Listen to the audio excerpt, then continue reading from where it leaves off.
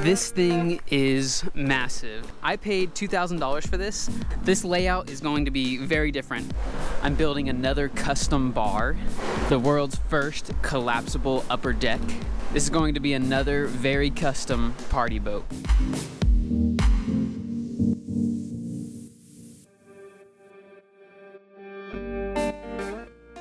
We're back on the pontoon build 2.0 custom party bar. Don't have a name for it yet, but we're working on that. Probably come up with a name by the end of it, but for right now it's Party Boat 2.0. Last episode I kind of went over the whole plans. I want to give a rundown of what's going on. Plans are hopefully get you guys excited for the upcoming build. It was a long episode of me talking. I hate talking a lot in the episode, but it's something I have to do every beginning build just so you guys can understand what's going on, how much I paid, the whole details of it, and then we can move forward and start tearing it off and start building it. This episode is going to be a lot of demolition. We're going to be taking off all this stuff, probably take off the wood, and also I found a third pontoon and we're going to go pick that up probably right now, tomorrow. So first thing we have to do is take off this boat. I'm gonna be using this trailer to pull it down. I got to go all the way to Miami, which is about 3.5 hours away from me. So pulling this, hopefully the trailer does well, and we'll go pick up that third pontoon. I don't have anyone to go with me again. Hopefully they have some people there to help me put it on. If not, we'll have to figure that out. So let's unload this boat down on my lake, keep it there for a day. Hopefully it floats, we'll see. And if it doesn't, then we'll find out what we need to fix. All right, let's go ahead and unload this thing and head to Miami.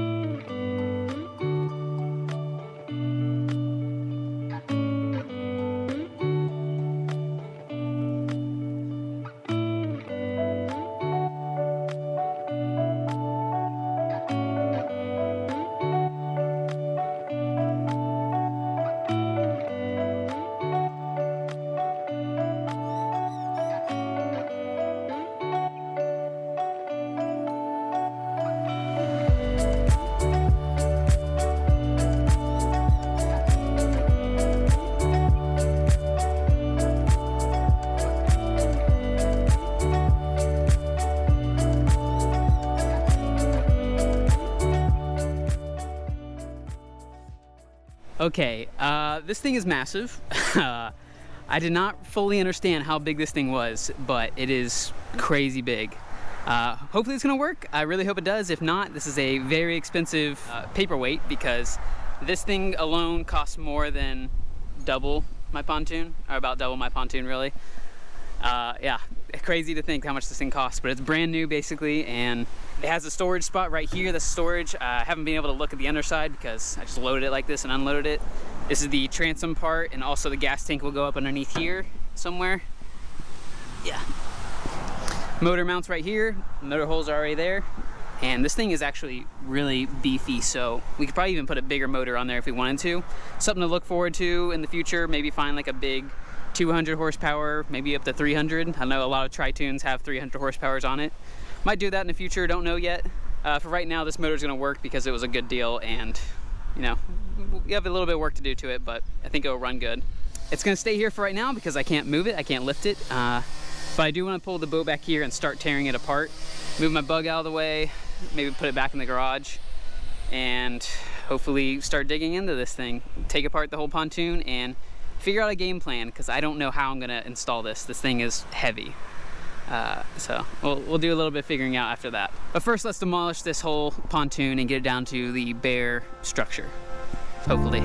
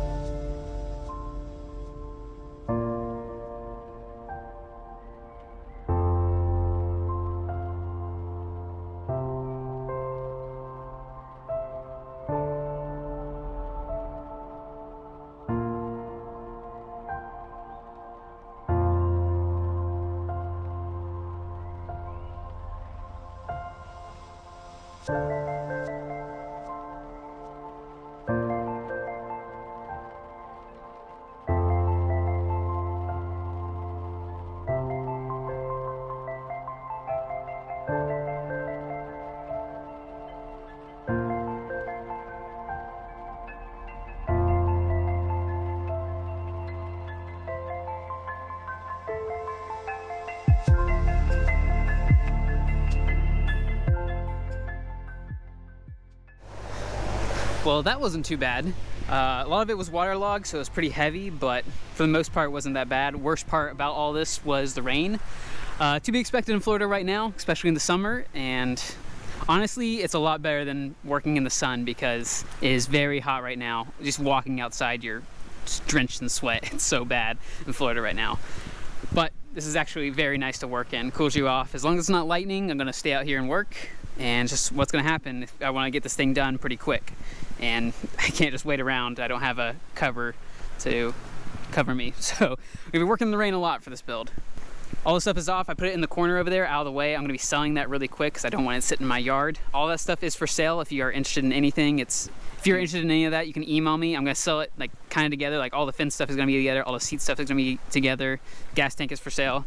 That's really the only stuff that's gonna be for sale for this, and also the transom once I take that off. Floor is in pretty solid shape, like I said before, but I am gonna replace it because of all these holes, and it's starting to get a little bad around the corners. Just safe to replace it. I'm gonna remove it all piece by piece because it is kind of usable, so I'll use it for something else. Maybe use it for another pontoon boat that's a little bit smaller that I can use some of these pieces for. Don't really know, but this is all gonna come off next. First thing I gotta do is take off all this trim around it, these little corner pieces, probably these tie down hooks, and yeah, start unbolting it. It's all mounted by bolts underneath. So I think it's 11mm bolts underneath, and it'll all come up piece by piece. Might have to cut the vinyl though to get it up by pieces. Well, we'll figure that out. So that's up next, and it's starting to rain pretty hard again, so maybe I'll wait till tomorrow, or I don't know. Yeah, we'll see.